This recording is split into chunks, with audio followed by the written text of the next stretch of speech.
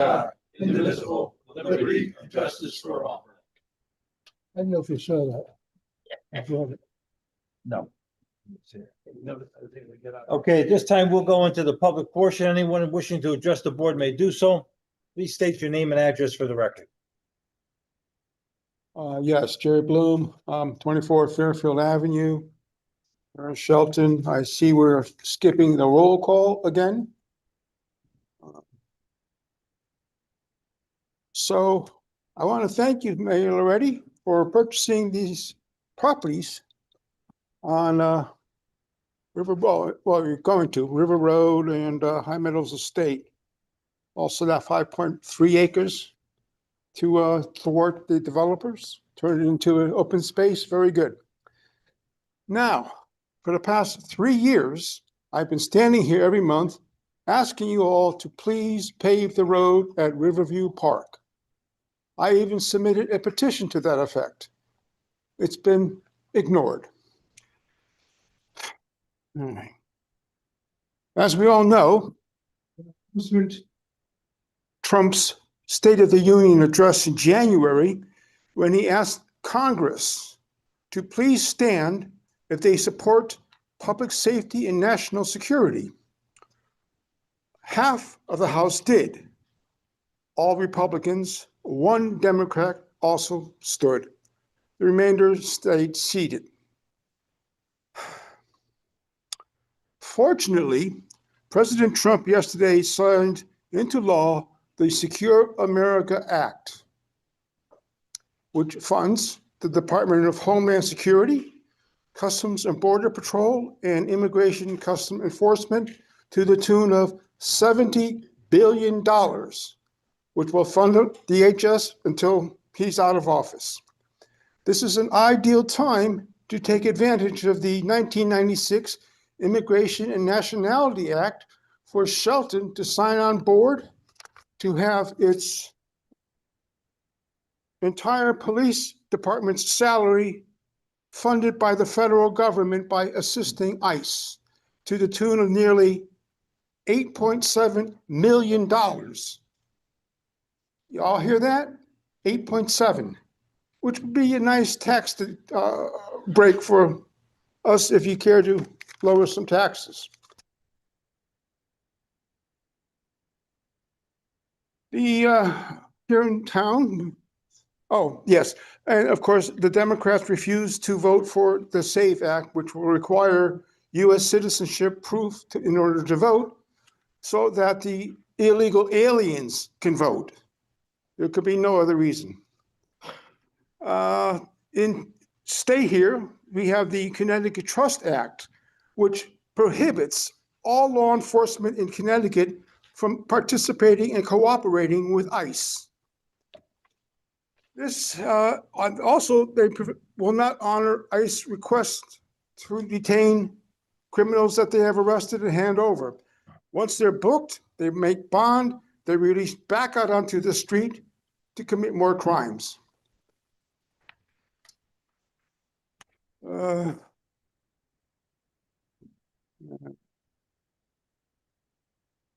Okay, yes, our elected senators and reps in Hartford, they have been prioritizing illegal aliens over the safety and national security of American citizens. That's, to me, that's legalized corruption. Thank you. Anyone else wishing to address the board?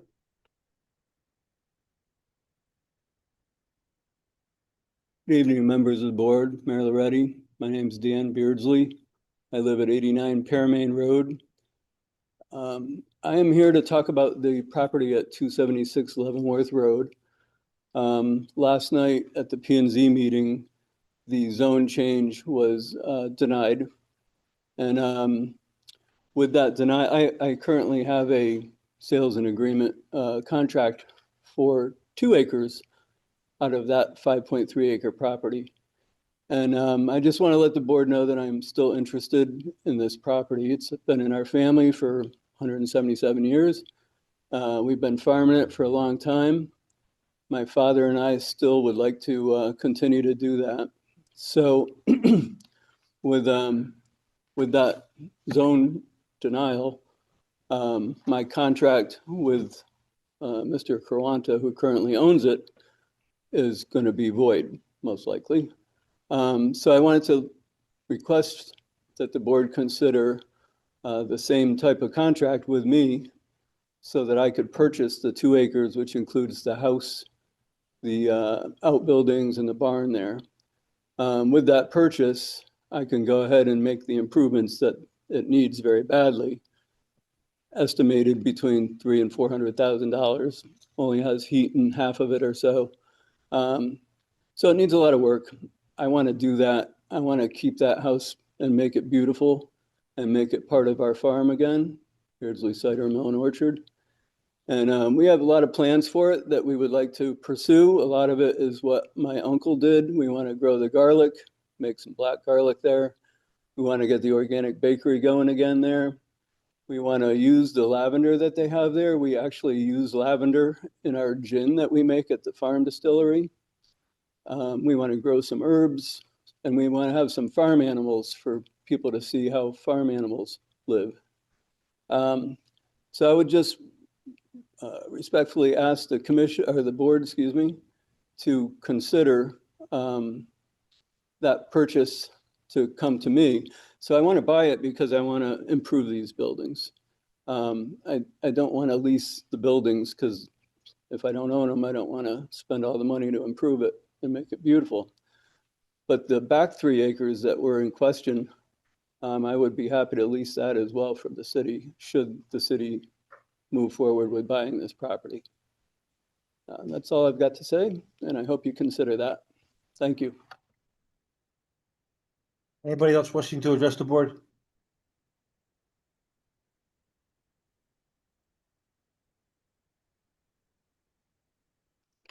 Good evening. Mark Connolly, 54 Trap Falls Road Extension in Shelton. Lifelong resident, 40-year volunteer within emergency services.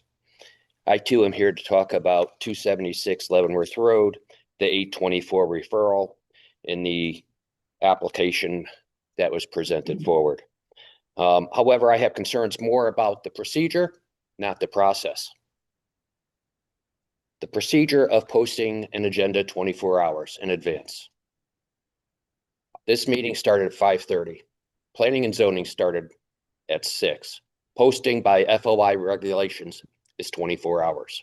The vote for this referral from the P&Z happened at approximately 7 p.m. That's an hour and a half after the process. So how did that happen and why did it happen? What's being rushed forward? Second, the denial in the 824 referral must have been a super majority 3/4 vote by state law, not a simple majority. There is no specific findings and recommendations on why application 2609 was denied without presentation of the denial. It went straight to a vote. That is not supposed to happen as well, according to state law. Fourth, although a minor one, it is a violation. A participant on Zoom stated that there was background noise and hard to hear.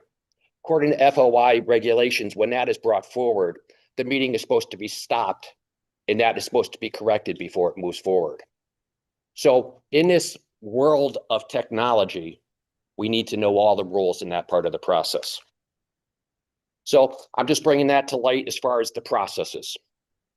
That being said, you, the alderman and the mayor, have an opportunity in this purchase if you move forward with it, as stated by Dan Beardsley.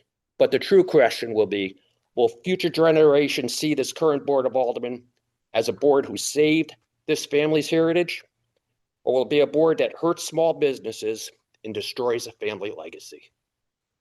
Your own action as individuals will be the legacy that follows you individually. Thank you. Anybody else wishing to address the board? Tom Harbinson, Shelton, Connecticut. First, I want to thank the board and the mayor for making the appointments and filling the vacancies that are on the Conservation Commission. It's been a long time coming. I just want to remind everybody that when we work together, we can accomplish great things. And a lot of the open space that we have in this town was accomplished through the efforts of the mayor with negotiating, but also the efforts of the Conservation Commission in obtaining grants to pay for those costs. For example, on the Shelton Lakes Recreation Path, we have 3 timber bridges that we partnered with Monroe in order to get a U.S. Forest Service grant, and those bridges were at no cost to the city of Shelton. So thank you for making those reappointments and filling those vacancies.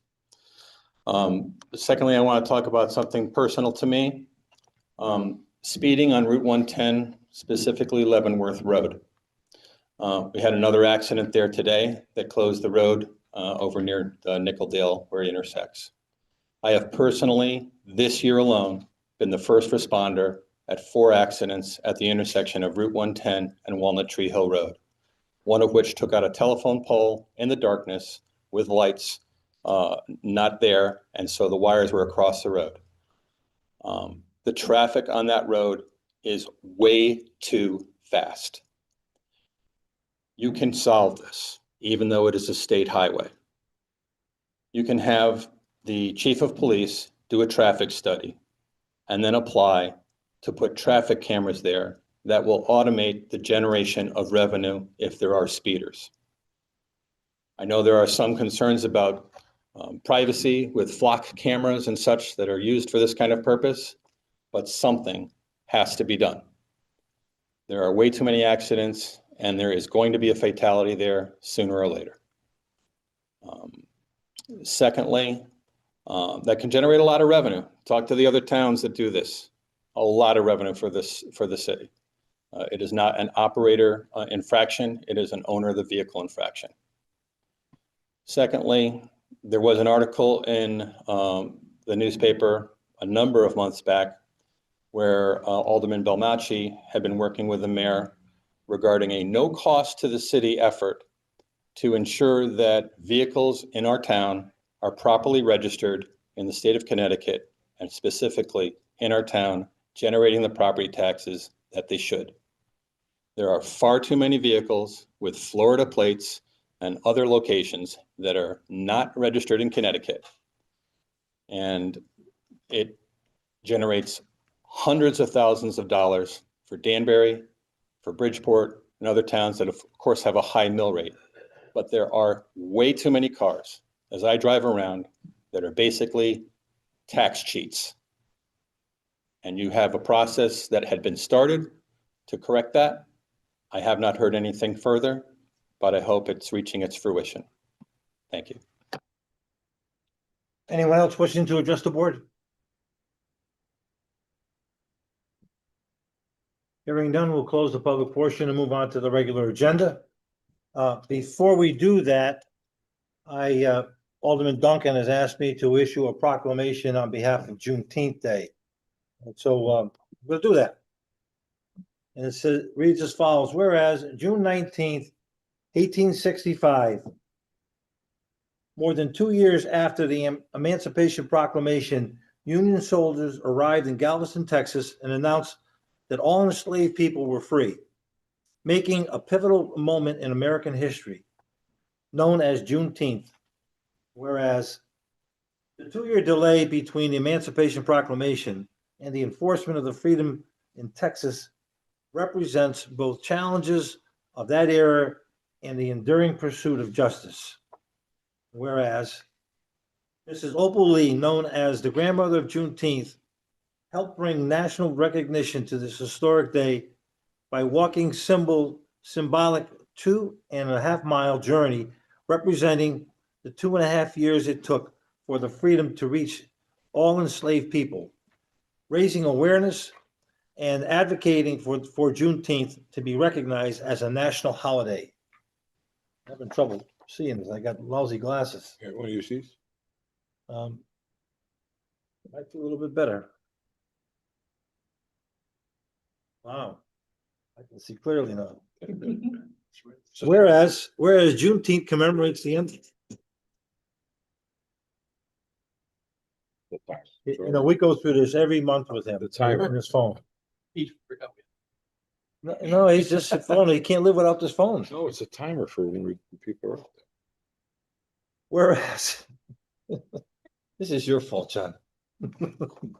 Whereas Juneteenth commemorates the end of slavery in the United States and serves as a powerful reminder of the resilience, strength, and contributions of African Americans throughout our nation's history. And whereas the observance of Juneteenth provides an opportunity for reflection, education, and celebration of freedom while recognizing the ongoing pursuit of equality and justice for all. And whereas the city of Shelton acknowledges its history and reaffirms its commitment to build a more inclusive, united, and equitable community for all residents. Whereas Juneteenth celebrates bringing together residents, community leaders, educators, and organizations to honor the past, serve the present, and inspire the future through unity, culture, understanding, and civic engagement. Now, therefore, I, Mark A. Loretti, Mayor of the City of Shelton, do hereby proclaim June 19th as Juneteenth Day in the City of Shelton and encourage all residents to recognize this important day through reflection, education, and participation in community events that celebrate freedom and shared progress. Thank you. Okay, we go to minutes for approval. Mr. Bloom, you're not leaving now, are you? You're gonna miss the best part.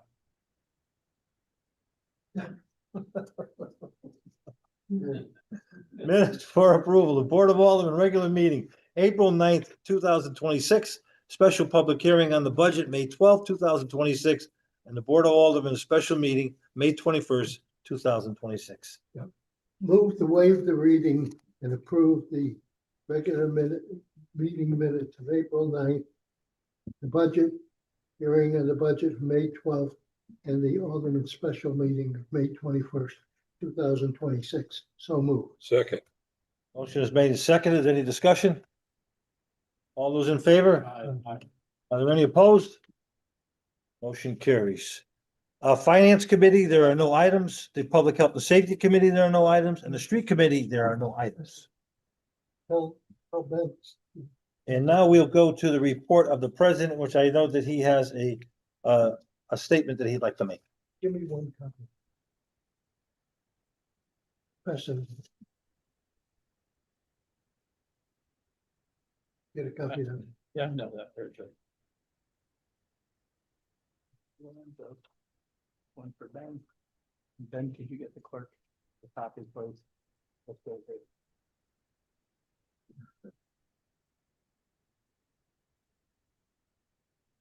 Unfortunately, due to health reasons, I will be resigning from the Board of Aldermen, effective with the selection of a replacement as provided in section 9.6.1 parentheses small b end parentheses of the city charter. City Charter 9.6.1b states, quote, if there is no applicable law or charter provisions, the vacancy shall be filled within 45 days by the remaining members of the same political party on the board from the same political party in which the vacancy occurred. I want to thank the voters of the Third Ward for giving me this incredible opportunity and honor to represent them for over 35 years. I also thank my fellow aldermen who have allowed me to serve as president of the Board of Aldermen for more than 31 years. And I am deeply pleased to share in the many accomplishments of the Loretti administration during my tenure on the board. Respectfully submitted, John Anglais. Thank you. Okay. This will take us to legislative old. There are no items from public hearing. Financial business old. There are no items. Moving to item number 8 is 8.1 June statutory refunds. Which one is that? Okay. Move that the report of the tax collector relative to the refund of taxes for a total amount of $409.68 be approved, and that the finance director be directed to make payments in accordance with the certified list received from the tax collector, with funds to come from statutory refunds account 001-000031113.00. So moved. Second. Motion is made and seconded. Any discussion? Other than I don't think that I've ever seen a dollar amount this low. This is unusual, but in any event. All those in favor? Aye. Are there any opposed? Motion carries. Item 8.2 is the funding for lawn equipment for the Parks and Recreation Department. Move to appropriate an amount of $59,912 for the purchase of lawn and landscape equipment, bid number 2026-25 for the Parks and Recreation Department, with funding to come from automatic bonding pursuant to section 7.16 of the city charter. So moved. Second. Motion is made and seconded. Any discussion? Go ahead. No discrepancies with the actual purchase of it, but just curious or question, and I'd like to recommend that moving forward, if we're gonna use something for automatic bonding, could we have the remaining balance added to that, just so we can keep track of it? Yeah, you can just ask the clerk to send it to you. She'll do that. Cause she keeps the tally. All those in favor? Aye. Are there any opposed? Motion carries. Item 8.3 is the funding for 2 Volta spinners at Pine Rock Park and Nike Site Park. Move to appropriate an amount of $25,516 for the purchase and installation of 2 Volta inclusive spinners, bid number 2026-07 at Nike Site Pine Rock Park Playgrounds, with funding to come from automatic bonding pursuant to section 7.16 of the city charter. So moved. Second. Motion is made and seconded. Discussion? For the benefit of anybody who doesn't know what a Volta spinner is, that is playground equipment. But I think that probably anybody at this table should refrain from trying to use it. All those in favor? Aye. Opposed? Motion carries. Item 8.4 is funding for the boiler replacement at the Board of Education Administrative Offices. Move to appropriate an amount of $169,000 for 2-unit boiler replacement, bid number 2026-03 at the Board of Education Administrative Offices, with funding to come from automatic bonding pursuant to section 7.16 of the city charter. So moved. Second. Motion is made and seconded. Any discussion? I guess that boiler is about 36 years old, 37 years old, something like that. All those in favor? Aye. Opposed? Motion carries. Item 8.5 is the Neighborhood Assistance Act Tax Credit Program. Move to approve the proposals for the 2026 Neighborhood Assistance Act Tax Credit Program as submitted, and authorize the proposals to be submitted to the State of Connecticut Department of Revenue Services. First one being Shelton Economic Development Corporation Program title Community Service, $15,000. Second one, Boys and Girls Club of Lower North Death Valley Program title Homework Assignment Assistance, $50,000. 3, Junior Achievement of Greater Fairfield County Inc. Program title Financial Literacy and Work Readiness Programs for Shelton Youth, $50,000. Portland Houstonic Counseling, Boy Scouts of America Program title Summer Camp, $5,000. This one being Center Stage Theater Inc. Program title Lighting Upgrades to Theater Spaces at Center Stage Theater, $100,000. So moved. Second. Motion is made and seconded. Any discussion? This is something we do every year. Pretty boilerplate. Just a comment, that number 5 Center Stage, 100,000 for lighting improvements. Oh, All those in favor? Aye. Are there any opposed? Motion carries. Item number 8.6 is the funding for the replacement windows at the Shelton Senior Center. move to appropriate an amount of $117,800 for replacement windows at Shelton Senior Center, bid number 2026-26, with funding to come from the Community Development Block Grant.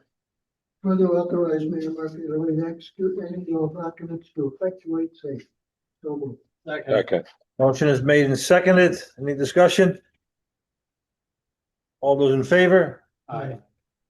Are there any opposed? Motion carries. Okay, item 8.7 is the funding for the multi-purpose turf sports field at Shelton High School. Move to appropriate an amount of $800,000 for the multi-purpose turf sports field project to be located on the existing lower grass field at Shelton High School, with funding to come from general fund surplus to be reimbursed by the state of Connecticut state and ARPA grants previously awarded to the city of Shelton. So moved. Second. Motion is made and seconded. Any discussion? Do we need a letter from the finance director regarding the waiving of the bids? No. All those in favor? Aye. Opposed? Motion carries. Okay, item 8.8 was the purchase of 276 Leavenworth Road. It says it was moved to executive session.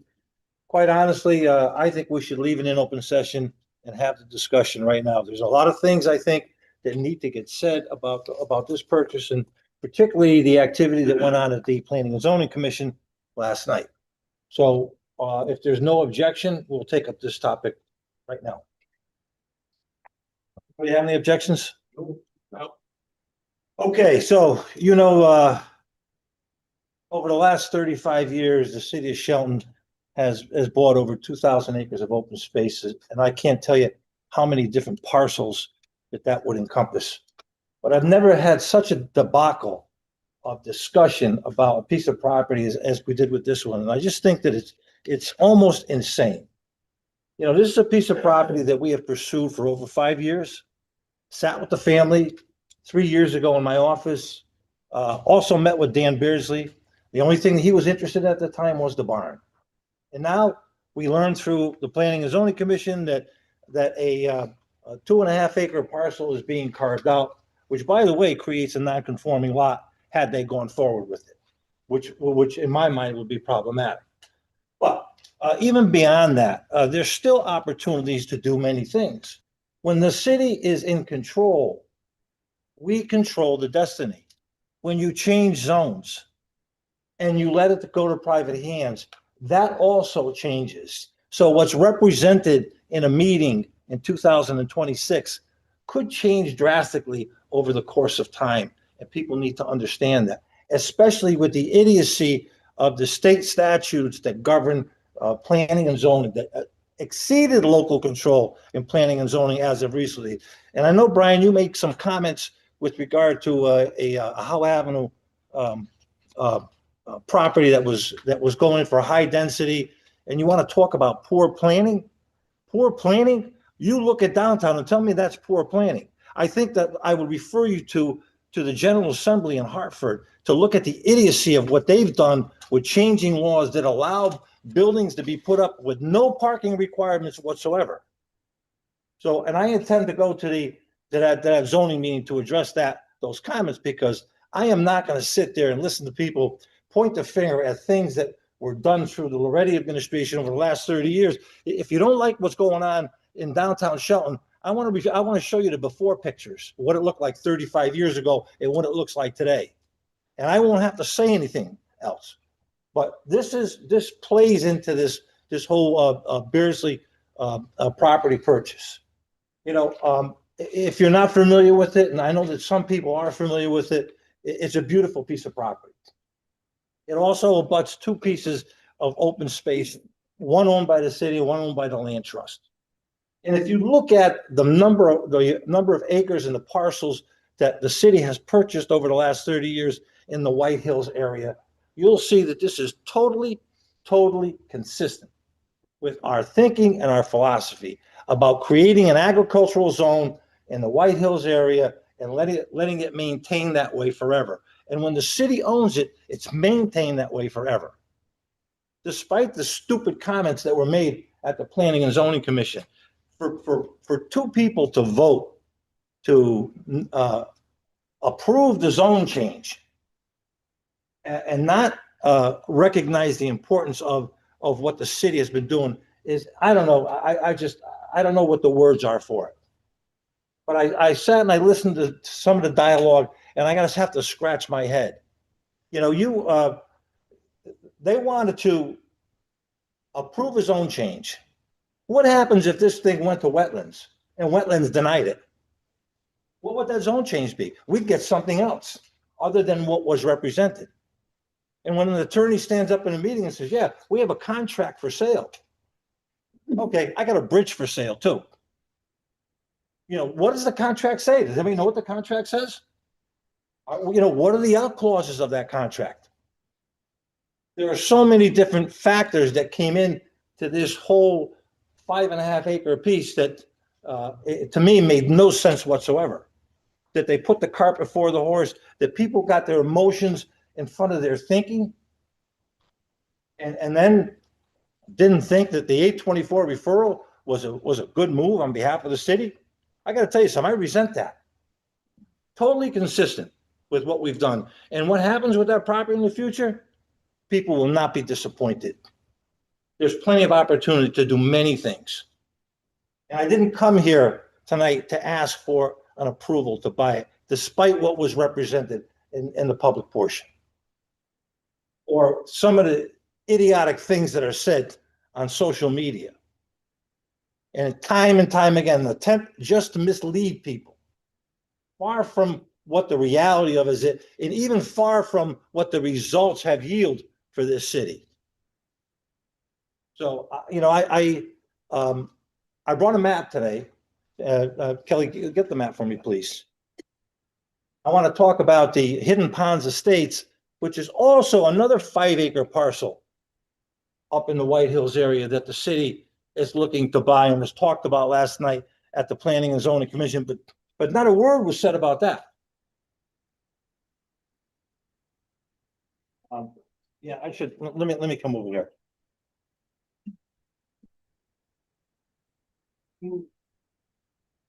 So this is the Hidden Pond application that was zoning last night. This is a strip of land that the city of Shelton bought. Kelly, how many years ago was it? Do you recall? I don't recall. Maybe 10 years ago. Yes. So this is a buffer between a residential development and the Jones pumpkin farm. So what this 5 acre piece does is it expands the buffer from the residential, and it reduces 2 lots that would have gone in there before. Again, totally consistent with what we've been doing with our purchases of open space. Unlike what happened before I showed up on the scene, where they would take parcels of rock and water that were totally useless and had no meaning to anybody. We have blocked acres and acres of land together and used it for walking trails and for fishing and for agricultural use. And so this is just, again, being consistent, but there was not a word said about this, not a word.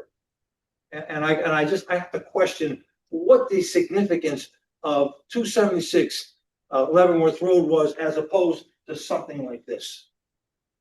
And so this is the Beardsley property, the famous Beardsley property, 276 Leavenworth. Everything in the circle, Kelly? Everything in the circle here? No, Or everything just that's in a red? Everything in red. Okay, The full so outline. this is the 5+ acres right here that we're looking at purchasing. And this is the area where the 3 houses would go. And again, no certainty that there were the 3 houses. We don't know what wetlands is going to do. And what if wetlands says, hey, we only going to have 2, not 3. So where are we then with the representation that was made to change the zone? This is the piece, the 2.5 acres where the house and the outhouses are that Dan Beardsley talked about today and was purporting to buy. Again, represented in a public meeting that we have a contract. Okay, what good does that do us? Is that a reason to change the zone? Because someone's got a contract? You know, we sat with the Beardsleys and we tried to buy this property. And for some reason, they weren't interested in selling to the city. So they went and sold it to a developer. And so, now there's another bite at the apple. And I want you to know that I have met with the developer several times. We have an agreed price for the entire piece. And I wanted to get these things on the table, and I want everybody to understand what's at stake here. And I'll be back at the next meeting to talk to you about the final purchase of this property, which I would advocate for. Totally consistent with what we've been doing for years and years in this city and got great results. Anybody have any questions? Where, would you be discussing this with when we get everything finalized and we purchase the property? Would you then be discussing it with the Beardsley family to see what can be done with their interest and our interest, are they compatible at all? Look, John, you know better than anybody that I've always been open to discuss anything and everything. And once a conclusion is drawn, the conclusion is drawn. I did sit with Dan Beardsley a year and a half ago, as I mentioned earlier.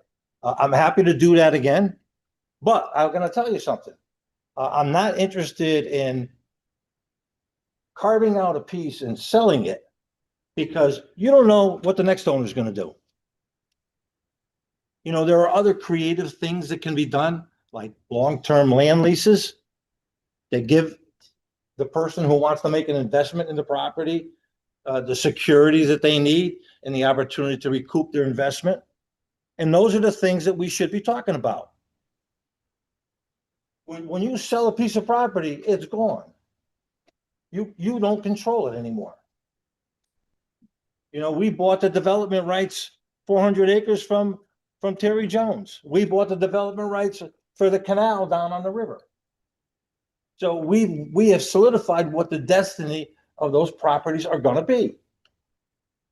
And I would advocate that the same thing should happen here. And I know some people know this, but there are incredible fruit trees on that property. There's incredible flowering plants on that property. There are 2 or 3 outbuildings. We have given the schools money to build greenhouses. Well, they've got 2 greenhouses on that site. There are many opportunities for things to happen. So, I'm not going to sit here today and say, hey, this is the plan. I don't know what the plan is, but I know that the plan is once the city controls it, you control the destiny. So there could be many other things that it could be used for.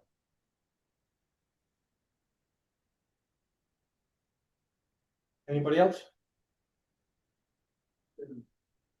I think the agricultural nature and the thing that we've been trying to protect up there for many years. Spent a lot of money to do it. And, but, it's just giving the courtesy of discussing his interest.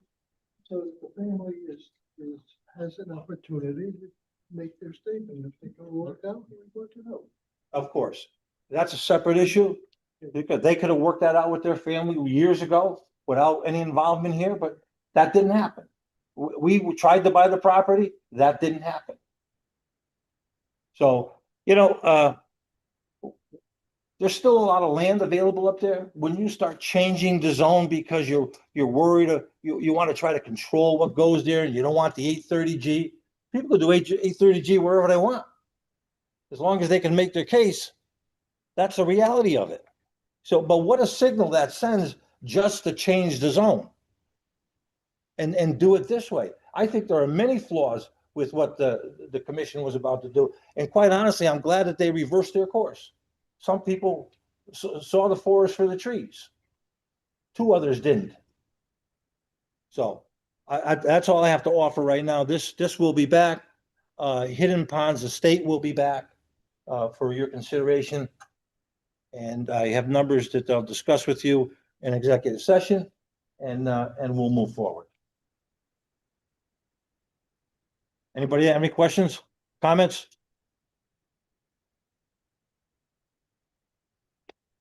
Okay, so Just a comment. Just a comment. For those with significant interest in this issue, The comments that were made here will be in the minutes of the meeting.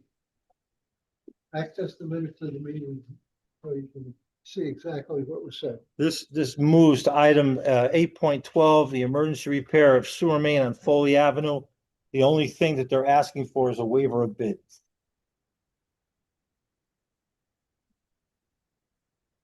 Move for the recommendation of the Director of Finance to waive the bidding process for the emergency repair of the main sewer line on Foley Avenue. So move. Second. Motion is made and seconded. Any discussion? Yeah, it's an emergency repair. It's a repair, yeah. It's an old line and it's got bellies in it and it clogs up. So he's asking for a waiver of bid. All those in favor? Aye. Are there any opposed? Motion carries. Item number 9, legislative new. There are no items to public hearing. Item 9.2 is the appointment to the Veterans Memorial Park Committee. Move to appoint the following resident to the Veterans Memorial Park Committee effective immediately. John Simonetti, Republican, 130 Mill Street, Shelton, Connecticut. So moved. Second. Motion is made and seconded. Any discussion? Yes, go ahead, John. The discussion is, you gotta have minority representation. And Dave Gallagher has changed his designation from Republican to unaffiliated, and that meets the criteria for minority representation. All those in favor? I'd like to say that John Simonetti is a retired lieutenant colonel for the United States Air Force, and I think it's a great appointment. He's your cousin. And my cousin, And I have an occasional cigar with him too. I'm not gonna, Oh, that's not. have a glass of white one. All in favor? Aye. Opposed? Motion carries. So this will take us into executive session. Moment, Your Honor. Okay. Go ahead. I'd like to say that the retirement of John Anglis is good for him. I'm glad he's going to take care of himself better and be well. But I want to thank him for all he's done for the board at this time. I know there'll be other times to do this, but I think at this it's appropriate that we stand and we applaud him for what he's done all these years. Okay.